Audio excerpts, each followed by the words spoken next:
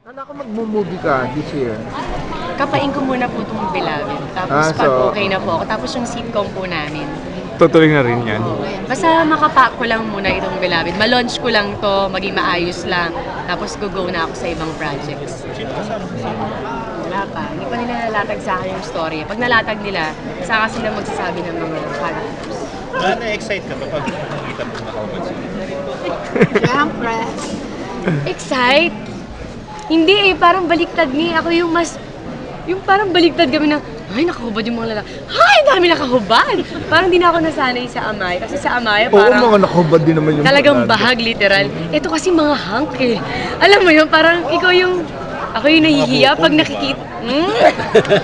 Ako yung nahihiya, kaya pag may mga sundo talaga, di ako masyadong tumitingin, di ako Pag si nanonood. Dong, na-excite ka pa din. Nakita siyang Natutuwa ako sa itsura niya kasi yung buhok niya mahaba, mas mahaba pa sa buhok. Sino naalala mo pag nakaganon siya? Orlando Bloom? Legolas. Nakagalit din ba siya? Legolas. Para yung suit niya, next year. Parang Oo, palda, pare-pareha ganun sila.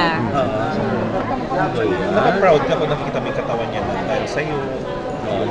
Hindi naman, malaki naman yung hirap niya dahil nag-gym naman siya everyday ha, bago pumunta sa taping.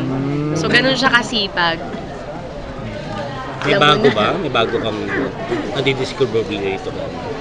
Kay Dong? Oo, Ay may basta bago gusto ka ba? niya gagawin niya talaga.